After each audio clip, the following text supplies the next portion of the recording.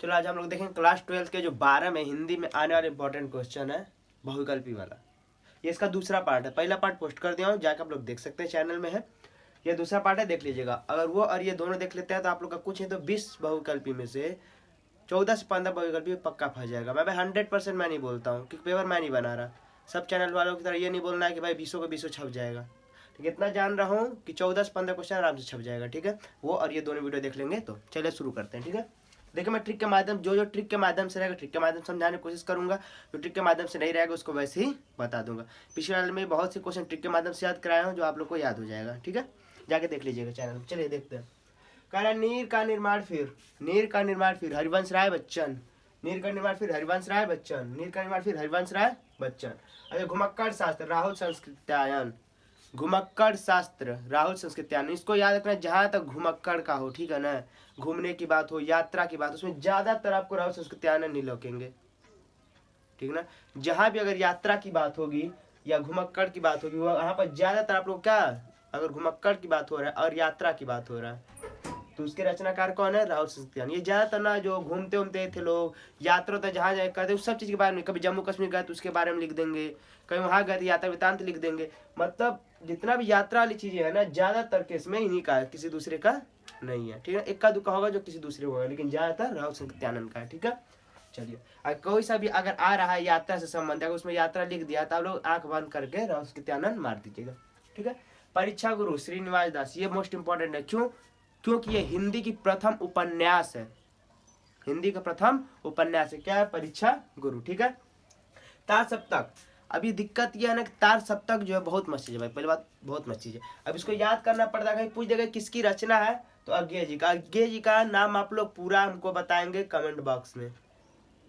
ठीक है, अज्ञे जी का पूरा नाम आप लोगों को कमेंट बॉक्स में बताएंगे। ठीक है, अब कह रहे तार सप्तक का प्रकाशन कब हुआ था, ऐसे पूछ सकता है कि तार सप्तक का प्रकाशन कब हुआ था तो 1943 में। लेकिन दिमाग में से तो उतर जाता है कि तार सप्तक का प्रकाशन कब हुआ था, तो दिमाग में से उतर जाएगा। तो याद है कि तार से 43 तार 43 तो क्या होगा 1943। देखिए तार से क्या होगा 43 होगा, इसमें 1943 याद रखना, ये 1900 में ही है। ठीक है ना, इतना याद रखना चाहिए 1900 में, इससे पहले नहीं है। ठीक है, या डेट ये पीछा क्या याद हो गया 43, यानी तार से 43 यानी तार सप्तक का प्रकाशन कब हुआ था 1943 में। किए कौन थे? अज्ञे जी। अज्ञे जी का पूरा नाम आप लोग हमको कमेंट में बताइए, अभी तुरंत करिए कमेंट। चलिए, साहित्य लहरी सूरदास। ठीक है, कितनी नावों पर कितनी बार? अज्ञे जी। अज्ञे जी का पूरा नाम कमेंट बॉक्स में बताइए आप लोग अभी तुरंत। ठीक है, कला और बूढ़ा चांद सुमित्रानंद पंत। कला और बूढ़ा चांद सुमित्रानंद पंत। कामायनी।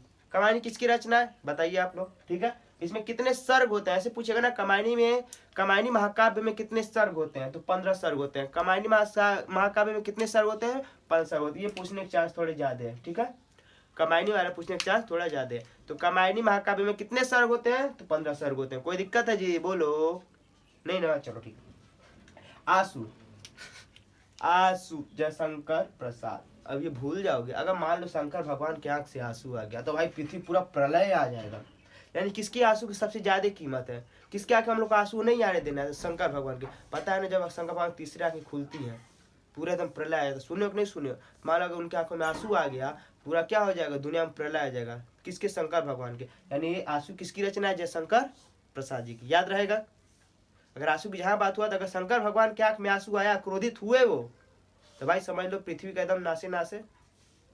ठीक है, तो ठीक है, आंसू किसकी रचना है? जयशंकर प्रसाद की। यामा किसकी रचना? महादेवी वर्मा की। अब आप लोग ये बताइए कि जो यामा है महादेवी वर्मा को यामा के लिए किस पुरस्कार से सम्मानित किया गया था? कमेंट बॉक्स में बताइए। ठीक है, देखिए इससे अगर आप लोग कमेंट बॉक्स में बता भी रहे हैं तो इससे आप लोग एक क्वेश्चन और बन रहा है। ठीक है ना, जिसमें पूछ लिया, ऐसे पूछ सकता है कि महादेवी वर्मा की जो रचना यामा, इसके लिए इनको कौन से पुरस्कार से सम्मानित किया गया था? ठीक है, ऐसे पूछ सकता है महादेवी वर्मा के कृत यामा के लिए उन्हें किस पुरस्कार से सम्मानित किया गया था? ठीक है, तो आप लोग कमेंट बॉक्स में आंसर बताइए। इससे आप लोग एक क्वेश्चन और रेडी होगा, इससे आप लोग की क्षमता बढ़ेगा गूगल पर चाहे कहीं से भी सर्च करने का। क्या अगर वो सर्च करेंगे 2-3 क्वेश्चन और नीचे मिलते जाता है, कभी देखिए सर्च करेंगे 2-3 क्वेश्चन और नीचे मिलते जाता है। ठीक है ना, चलिए, तो यामा किसकी रचना? महादेवी वर्मा की।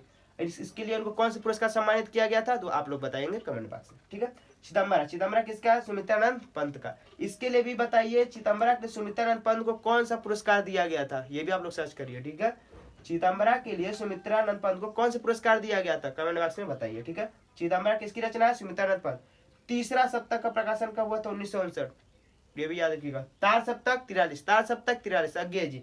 तीसरा सप्तक 1959, तीसरा सप्तक 1968 पूछेगा तीसरा सप्तक का प्रकाशन कब हुआ था, तो 1959। ठीक है, उर्वशी, उर्वशी क्या है, रामधारी सिंह दिनकर, ये मोस्ट इंपॉर्टेंट है। और इसका आप लोग को ये भी याद रखना है किसके लिए इनको कौन सा पुरस्कार दिया गया था। ठीक है, तो ये बहुत प्रचलित भाषा, भैया पता रहना चाहिए, तुम सबको कर रहे हो यार 12 की तैयारी, पता तो रहना चाहिए पक्का भाई, बता रहा हूँ मैं। ठीक है, कमेंट में तुरंत बताइए रामधारी सिंह दिनकर को उर्वशी के लिए कौन सा पुरस्कार दिया गया था। ठीक है, तो उर्वशी किसकी रचना, रामधारी सिंह दिनकर। प्रथम कवि सरहपा, यानी हिंदी साहित्य के जो प्रथम कवि है ना वो सरहपा जी हैं। हिंदी साहित्य का प्रथम कवि कौन है, सरहपा, हिंदी साहित्य का प्रथम कवि सरहपा। चलिए, दूसरा सप्तक का प्रकाशन अज्ञेय जी। अब ये बताइए किस समय में, किस डेट में हुआ था। ठीक है, डेट तो मैं भी लिख सकता था यहाँ पास, ले लिखा हूँ जान मुझे, क्योंकि आप लोग दिमाग थोड़ा दौड़ाना है।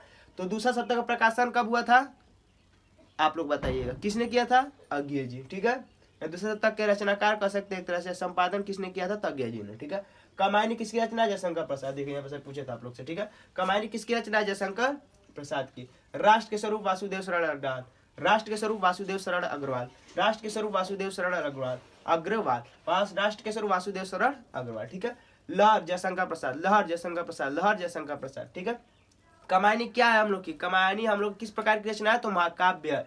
कमायनी हम लोग किस प्रकार की रचना है, महाकाव्य है। मैथिली शरण गुप्त किस युग के लेखक, देखिए ऐसा ही पूछता है आप लोग से, शुरू का 2-3 क्वेश्चन ऐसे ही पूछता है कि ये किस युग के लेखक है, इसमें कौन सा युग है, क्या युग, ऐसे पूछता है। ठीक है, तो मैथिली शरण गुप्त किस युग के लेखक है, तो द्विवेदी युग के। मैथिली शरण गुप्त किस युग के लेखक है, द्विवेदी युग के। विनय पत्रिका कब संपादित किया गया था, विनय पत्रिका मतलब किस काल का है, तो क्या हो जाएगा, भक्ति काल का। विनय पत्रिका किस काल का है, तो भक्ति काल का। विनय पत्रिका किस काल का है, तो भक्ति काल का। अनामिका किसकी रचना है, निराला। अब निराला जी का पूरा नाम आप लोग बताइए। ठीक है, तो अनामिका रचना, अनामिका रचना किसकी है, निराला जी की। ठीक है, इसका पूरा नाम आप लोग बताइए। ठीक है, बड़ा बड़ा मस्त नाम है भाई। ठीक है, आंसू, आंसू जो हम लोग का काव्य है, क्या हम लोग का आंसू काव्य। अब इसमें कौन सा स्थायी भाव है, ये भी पूछता है भाई, बहुत बार पूछा है, पूछेगा भी। आंसू, अब बताओ, आंसू जब आएगा किसी को दुख होगा, मान लो किसी के कोई मर गया, अब उसके घर वालों पे जाओगे तो करोड़ा मन से ही न जाओगे, करोड़ भाव से जाओगे, आपके आँख में आंसू भी आएगा, तभी उसको पता चलेगा कि हाँ भाई हमारे कुछ है, कि हमारे घर में कुछ हुआ, लेकिन इसके आँख में भी आंसू आ गया, तो उसका वो करोड़ा भाव उत्पन्न हो रहा है मन में, उसको भी संतुष्टि मिल जाएगा भाई, करोड़ा भाव हो रहा है। यानी आंसू, इसमें कौन सा स्थायी भाव है, तो करूड़ है। ठीक है ना, क्या है, तो करूड़ रस। तो आंसू में कौन सा रस है, तो करूड़ रस। ठीक है, इसका स्थायी भाव क्या होता है, शोक। आंसू में कौन सा रस है, तो करूड़ रस। करूड़ रस का स्थायी भाव क्या होता है, शोक। कोई दिक्कत है, आंसू हम लोग का क्या है, काव्य। आंसू हम लोग का क्या है, काव्य। आंसू का अस्थायी भाव क्या रहेगा, अस्थायी भाव देखो, इसमें रस तो रहेगा करुड़ रस, और करुड़ रस का अस्थायी भाव क्या रहेगा, शोक। ठीक है, इसको भी याद रखिए, पेपर पूछता जरूर है कि करुड़ रस का अस्थायी भाव क्या है, शोक। ठीक है ना, इसको भी याद रखिएगा। प्रिय प्रवास के रचनाकार कौन है, अयोध्या सिंह उपाध्याय हरियोधी। मैं यहाँ हरियोधी लिखने वाला था, कहा सोचा आप लोग पूरा नाम बताएंगे, फिर कहा छोड़ यहाँ लिख ही देता हूँ।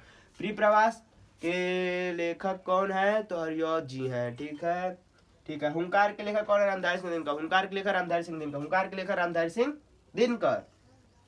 पवन दूतिका हरियोध जी, पवन दूतिका हरियोध जी, यही है सेम नाम। ठीक है, पवन दूतिका हरियोध जी। रामचरितमानस के लिए तो बच्चा बच्चा को पता है भाई, रामचरितमानस की रचना किसने की थी, बच्चे बच्चे को पता है यार, तुमको ही पता है, क्या ही बताऊं। चलो बस इतना याद रखना है, आपसे ये नहीं पूछेगा, ये पूछेगा किस भाषा में है, पूछेगा रामचरितमानस किस भाषा में है, तो अवधी भाषा में है। ठीक है, निहार किसकी रचना है, महादेवी वर्मा की। निहार किसकी रचना है, महादेवी वर्मा। आई थिंक आप लोगों को कुछ ना कुछ समझ में आ गया। 55 क्वेश्चन था, 55 क्वेश्चन अगर आप लोग तैयार कर लेते हैं, मेरे को जहां तक उम्मीद है 12 से 13 13 से 14 क्वेश्चन 100% फंस जाएगा। 20 का 20 तो मैं नहीं कर सकता हूँ, लेकिन पेपर मैं नहीं बना रहा हूँ भाई, कोई भी यूट्यूब चैनल पेपर नहीं बना रहा है, ठीक है ना, वो बस तुक्का ही मार सकते हैं। ठीक, मैं भी वही किया हूँ, लेकिन संभावना ये ज़्यादातर रहेगी 13 से 14 क्वेश्चन आराम से आप लोग का फंस जाएगा।